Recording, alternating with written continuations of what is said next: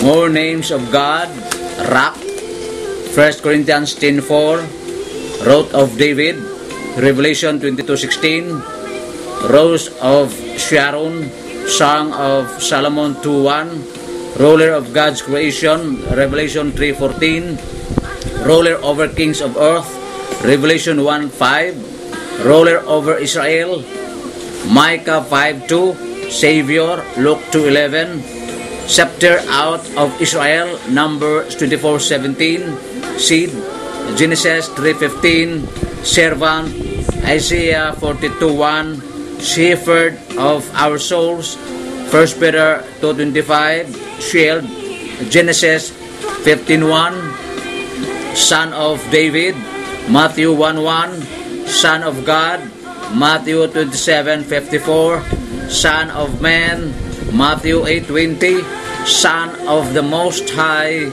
Luke 1:32, Source, Hebrews 5:9, Spirit of God, Genesis 1:2, Start out of Jacob, Numbers 24:17, Stone, 1 Peter 2:8, Son of Righteousness, Malachi 4:2, Teacher, John 13:13, True Light, John 1:9, True Witness, Revelation 3:14, Truth, John 14:6, Vine, John 15:5, Way, John 14:6, Wisdom of God, 1 Corinthians 1:24, Witness, Isaiah 55:4, Wonderful Counselor, Isaiah 9:6, Word, John 1:1, Word of God, Revelation 19. More names of God, Father, Matthew 6:9, Firstborn, Romans 8:29,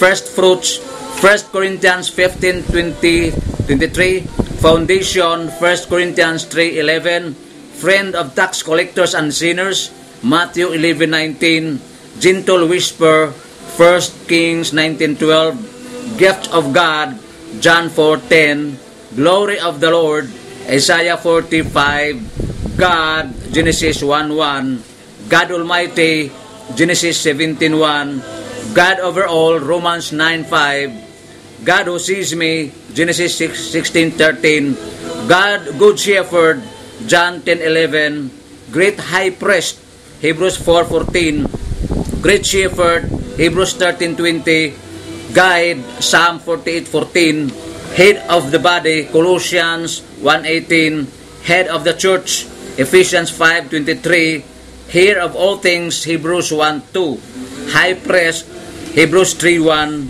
High Priest forever, Hebrews 6:20, Holy One, Acts 2:27, Holy One of Israel, Isaiah 49:7, Holy Spirit, John 16:26, Hope, Titus 2:13, Horn of Salvation, Luke 1:69, I am, Exodus 3:14, John 8:58, Image of God, 2 Corinthians 4:4, Image of His person, Hebrews 1:3, Emmanuel, Isaiah 7:14, Jehovah, Psalm 83:18, Jesus, Matthew 1:21, Jesus Christ our Lord, Romans 6:23, Judge, Isaiah 33:22, King, Zechariah 9:9, King Eternal, 1 Timothy 1:17, King of Kings, 1 Timothy 6:15, King of the Ages, Revelation 15:3, Lamp of God, John 1:29, Last Adam,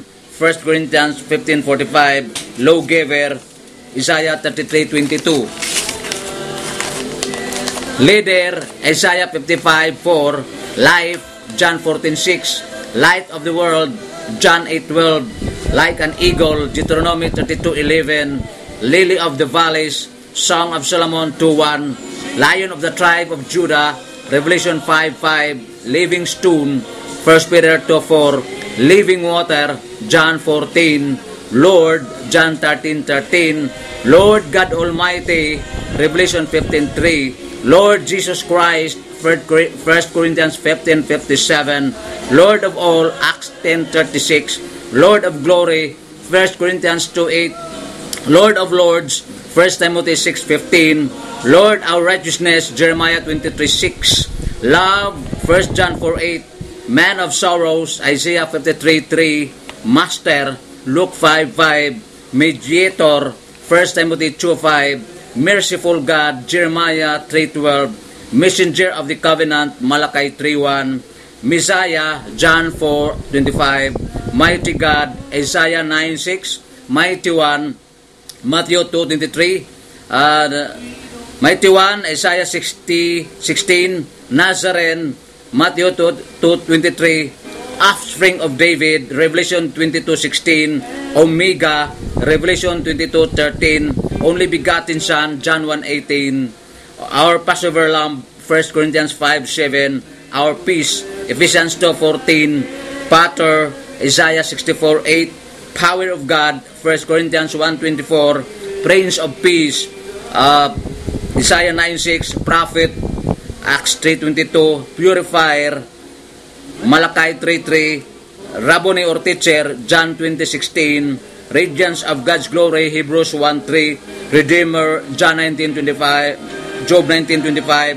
Refiner, Refines Fire, Malachi 3:2, Resurrection, John 11:25, Righteous One, First John. Names of God, Abba or Daddy, Romans 8:15, Advocate, 1 John 2:1, Almighty, Psalm 68:14, Alpha, Revelation 22:13, Amen, Revelation 3:14, Ancient of Days, Daniel 7:9, Anointed One, Psalm 2:2, Apostle, Hebrews 3:1, Arm of the Lord, Isaiah 53:1, Author of Life, Acts 3:15, Author of our faith, Revelation, Hebrews 12:2, Beginning, Revelation 21:6, Blessed and Holy Ruler, 1 Timothy 6:15, Branch, Jeremiah 33:15, Bread of God, John 6:33, Bread of Life, John 6:35, Bridegroom, Isaiah 62:56, Bridge Morning Star, Revelation 22:16, Chief Shepherd, 1 Peter 5:4, Chosen One, Isaiah 42:1, Christ, Matthew 22:42, Christ of God, Luke 9:20, Christ the Lord, Luke 2:11, Christ, Son of the Living God, Matthew 16:16, Comforter, John 14:26, Commander, Isaiah 55:4, Consolation of Israel, Luke 2:25, Consuming Fire, Deuteronomy 4:24, Cornerstone, Isaiah 28:16, Counselor, John 14:26, Creator, 1 Peter 4:19, Deliverer, Romans 11:26, Desired of all nations, Haggai 2:7, Door, John 10:7, and Revelation 21:6, Eternal God, Deuteronomy 33:27, Everlasting Father, Isaiah 9:6, Faithful and True, Revelation 19:11, Faithful Witness, Revelation 1:5. The identity of God. Who is God? In your attempt to define God, did you ever stop to consider some of the words you were using? Did you pause and reflect on the deep meaning of the words? If you did, you probably realized that these mere words fail to capture God's essence. And this is, as you would expect, finite beings using natural words to describe a supernatural being leads to the use of words we do not comprehend. In other words, words have a limit because they come from finite beings with finite minds. They are inadequate for the task. You therefore devise or learn words you really have no experiential grasp of. For example, you may have listed that God is eternal.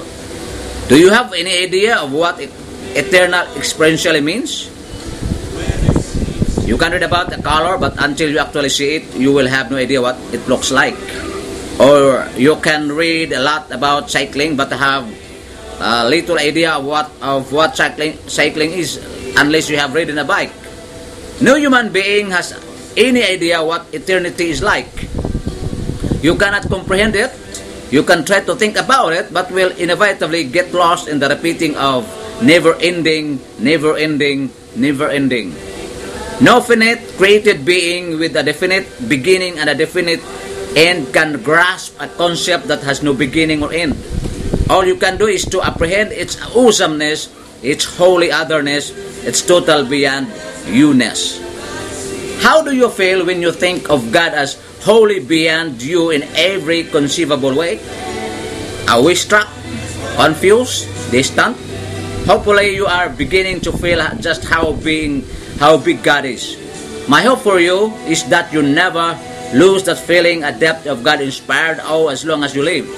My prayer for you is to continue to seek to go deeper into God's identity until the only way you can best describe Him is simply God is.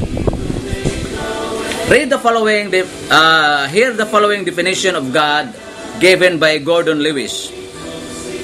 God is an invisible, personal, and living spirit, distinguished from all other spirits by several kinds of attributes. Metaphysically, God is self-existent, eternal, and unchanging. Intellectually, God is omniscient, faithful, and wise. Ethically, God is just, merciful, and loving. Emotionally, God detests evil, is long-suffering, and is compassionate. Existentially, God is free, authentic, and omnipotent. Rationally, God is transcendent in being, immanent, universally, in providential activity, and immanent with His people in redemptive activity. Yan ang sabi ni Gordon Lewis. By no means memorize this definition. For most of us, this definition is far too academic. The reason it is here to underscore the problem of finite beings trying to define the infinite. The smarter you are, and Gordon Lewis is smart, the bigger words you will use to describe God until most of the words lose experiential meaning. Definitions of the trickier words are given below, but remember the best way to get to know God or anyone else for that matter is to experience Him and be in His presence. Remember, this definition is designed to leave you saying, wow, or feeling the weight of God's awesomeness, vastness, beyond meanness. It is not supposed to be comprehended, but for sake of explanation, here is what some of the words refer to. Metaphysically, fundamental nature of reality and being. Long-suffering, slow to anger, patient endurance of being wronged. Existentially, how you experience reality, transcendent, beyond you.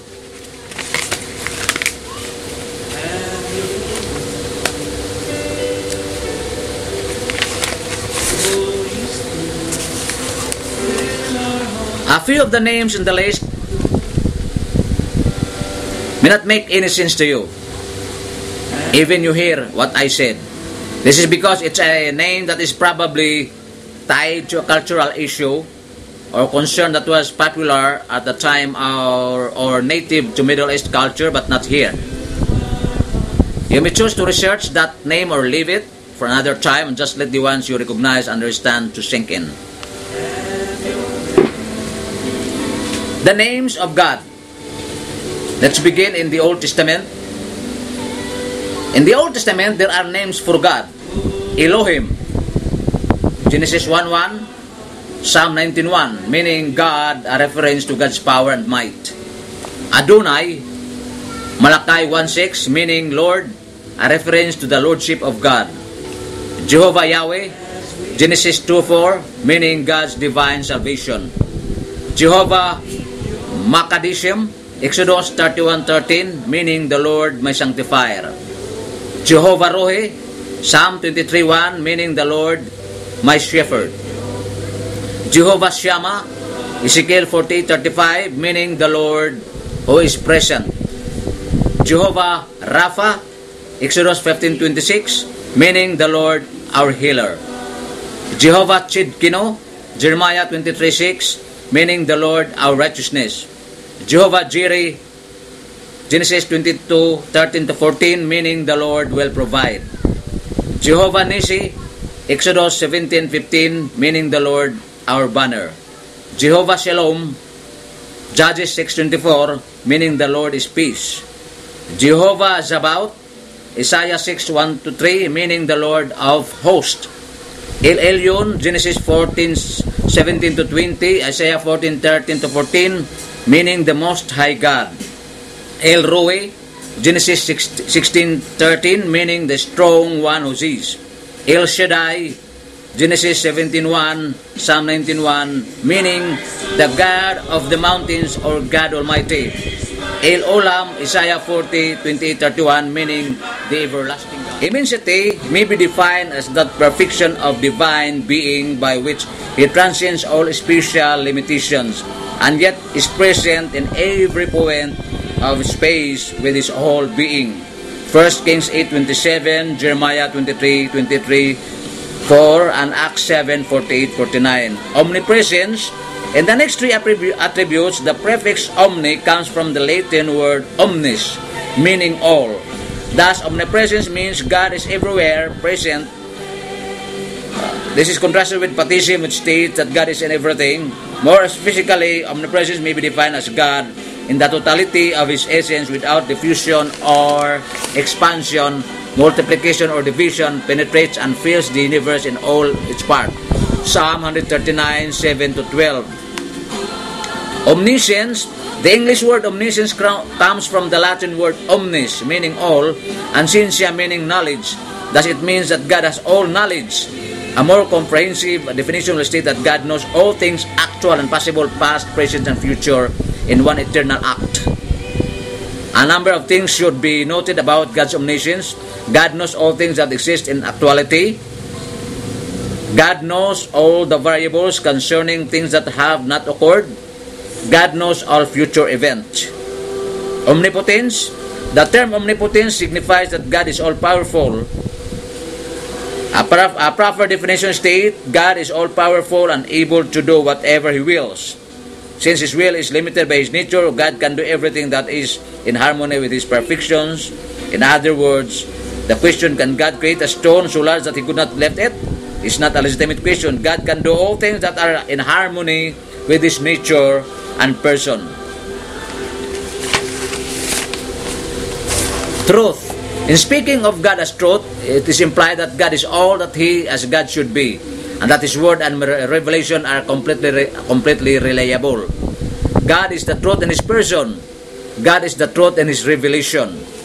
Mercy. A general definition of mercy is the goodness or love of God shown to those who are in misery or distress, irrespective of their deserts. A simple definition for mercy is not getting what you deserve. The Hebrew word for mercy in the Old Testament emphasizes help or kindness as the grace of a superior. The New Testament Greek word for mercy also includes the idea of pity and sympathy and may be translated as loving kindness. Justice is sometimes taken together with the righteousness of God. The justice of God means that God is entirely correct and just in all His dealings with humanity. Moreover, this justice acts in accordance with His law. Jealousy in its purest form is the desire to hold onto something precious. It is an expression of love. Lovers are jealous when their partner is giving their special deep love to another person that rightfully belongs to them. I am not talking about wanting something else for that is coveting. I am talking about the profoundly deep feeling of hurt when another receives the love that is due you. God is jealous toward you. Exodus 25, Deuteronomy 4:24, 1 Corinthians 10:22, 2 Corinthians 11:2. His bride, Revelation 97:21-9. When you give your love to another and nothing other than God, money, power, praise, clothes, food, sex, drugs, alcohol, children, comfort, security, health, and wealth, God rightfully deserves your love, and you're giving it to another is a blatant act of callousness and disregard to His glory and majesty and honor. God's jealousy, therefore, is a beautiful display of His love for you and His desire for you to share in the intimacy of His eternal and perfect love. In the name of the Father, the Son, and the Holy Spirit. Have you ever pondered this often quoted passage and wondered why it was okay for God to take revenge on someone but not you? Have you ever wondered why you were not allowed to seek vengeance? Have you ever wondered why God would teach you one thing while He would do what looked like just the opposite? If not, do so for a moment before moving on. Revenge is always a sin from a humanistic perspective. Revenge is to get even with someone, to pay back hurt for hurt, pain for pain. Its motives are always evil. So for you, revenge is always a sin. About God, why is revenge not a sin for Him? It is because He is able to do revenge from a motivation of pure love. That is not something you can master up, and therefore you are prohibited from doing it. But God can and does, and therefore you confidently leave it up to Him to take care of the matter. For your part, you are to love others with your actions. Also, everything God does or allows in your life is ultimately rooted in love. This is supremely mysterious, yet deeply comforting. Holiness. The basic meaning of holiness is set apart or separation. Many see holiness as the foremost attribute of all because holiness pervades all the other attributes of God and is consistent with all He is and does. Several features are embraced in the holiness of God.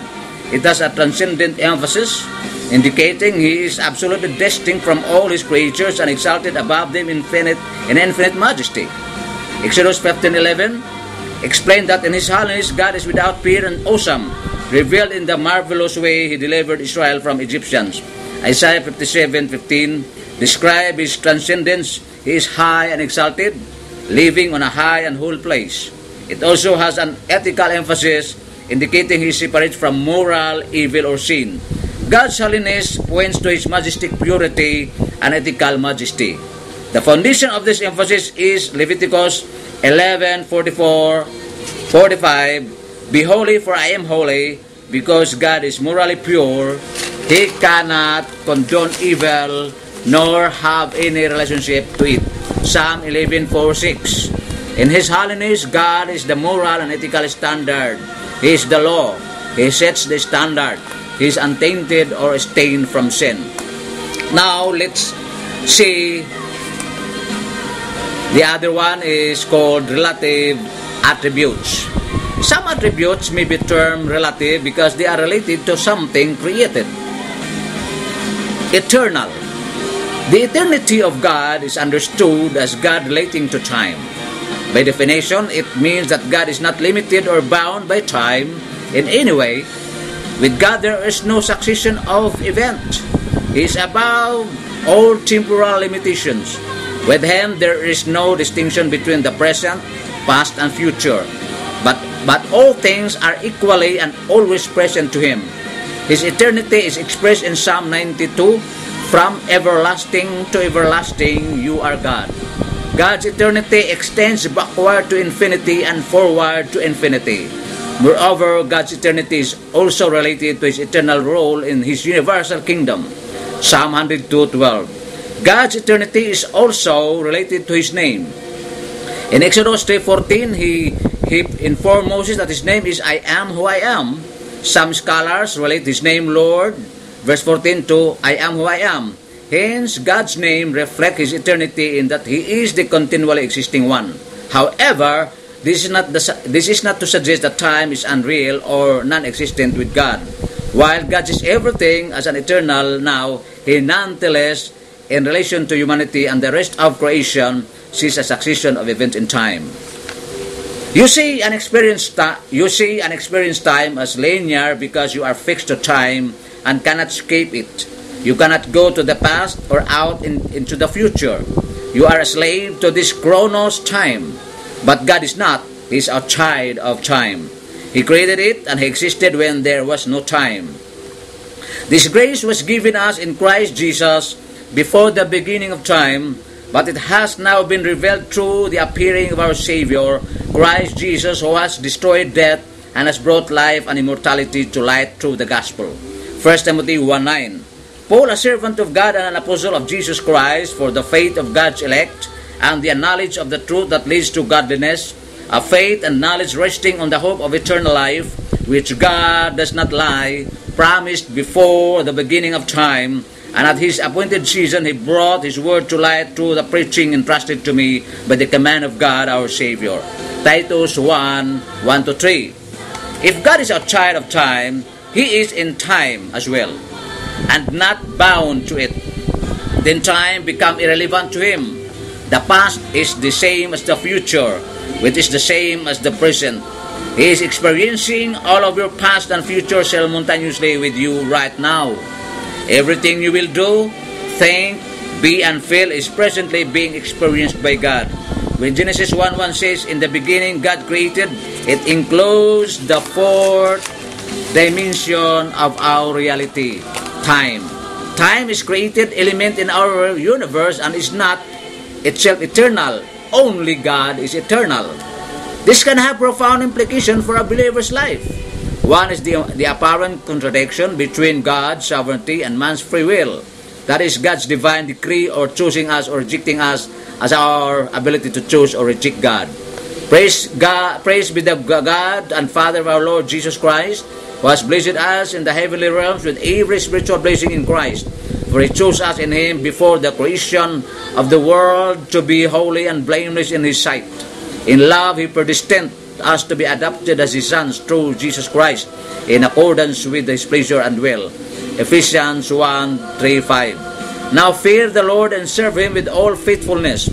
Throw away the gods your forefathers worshipped beyond the river and in Egypt, and serve the Lord.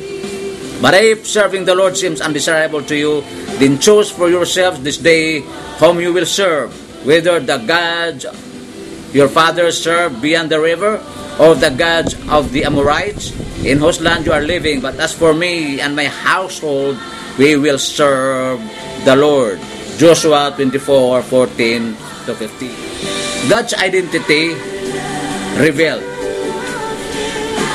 First, we have to deal the absolute attributes of God. Some attributes are termed absolute because they describe who God is in and of Himself. They are not in relationship to anything or anyone else. Spirit. God is spirit, not a spirit who does not have physical form. John 4:24. A body localizes, but God as spirit is everywhere. He cannot be limited.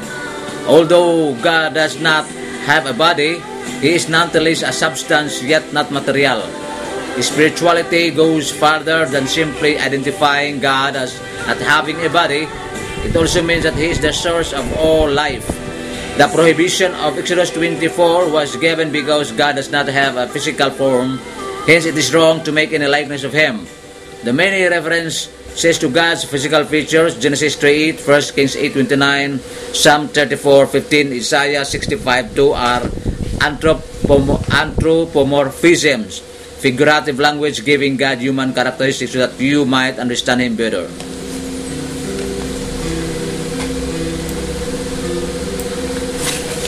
Because God is spirit, there is a realm of reality that is present other than just the realm of the physical. Because this is a spiritual realm and it is just as real as the physical.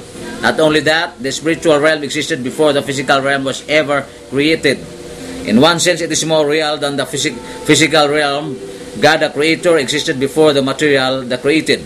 So when the Bible talks about angels, demons, and the spiritual aspect of humans, it is real and not some mythical, magical, or fantastical element in Scripture. The spiritual world needs to be taken just as seriously as the physical world. Self-existence. God's self-existence means He has the ground of His existence in Himself. God is independent in His being, but also He is independent in everything else. In His virtues, decrees, works, and will. He causes everything to depend on Him. Exodus 3:14 emphasizes His self-existence and His identification. I am who I am. The verb to be emphasizes He has continual existence in Himself. John 5:26, Father stresses that the Father has life in Himself. An unborn child is dependent on his mother for life. Animals are dependent on their surroundings for life. Trees and plants are dependent on sun and rain for life. Every living thing is dependent on someone or something else, but God is independent and existent in Himself. Daniel 5:23, Acts 17:28. Everything created is dependent on its Creator. God is uncreated and therefore not dependent on anything. Immutability. Immutability is that perfection of God by which He is devoid of all change, not only in His being but also in His perfection and in His purposes and promises, and is free from all ascension or diminution and from all growth or decay. Change is always for better or for worse, but since God is absolute, perfection, improvement, or deterioration are impossible for Him. Malachi 3:6 teaches that the doctrine of immutability, I, the Lord, do not change. James 1:17 indicates there is no variation or shifting shadow with God. There is change throughout the world from year to year, but God does not change in His person or in His response to His creatures. The value of this doctrine is enormous. Since God does not change, His love and His promises forever remain certain. His word is steady. Unity. Two thoughts are expressed in the unity of God. First, it emphasizes that God is one numerically.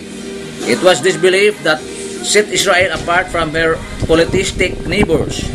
Part of Israel's daily worship was the recitation of the Shema, Deuteronomy 6:4, which affirm, Hear, O Israel, the Lord is our God, the Lord is one. This statement was a declaration of monotheism, affirming that God is one in His essence and cannot be divided.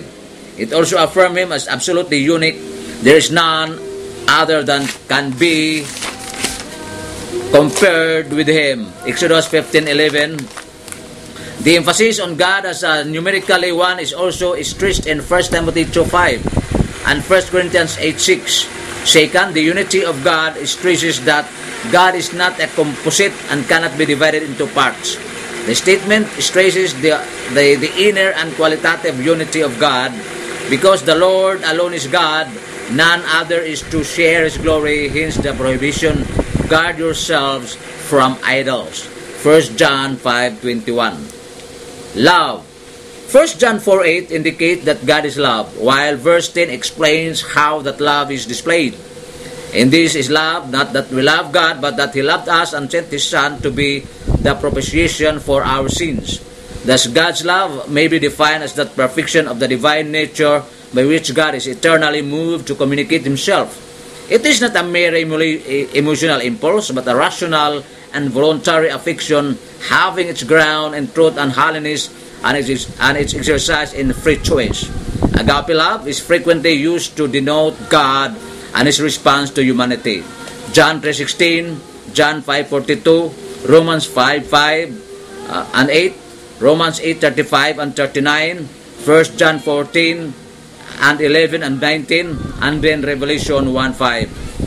Agape love denotes a reason-out love rather than an emotional-based love, but not devoid of emotion.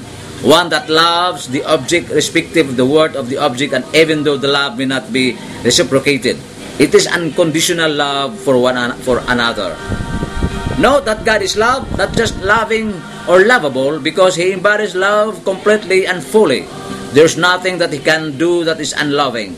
Think about that for a moment. All of God's actions are ultimately rooted in love. This means His wrath is also somehow rooted in love. While our minds may struggle with this, God's deepest motive for all His action is pure love. Because we cannot grasp the depth and wisdom of God, there are some things that we must accept on faith. This is one of them. Are you familiar with Romans 12:19? Do not take revenge, my friends, but leave room for God's wrath, for it is written, It is mine to avenge, I will repay, says the Lord. Romans 2:19.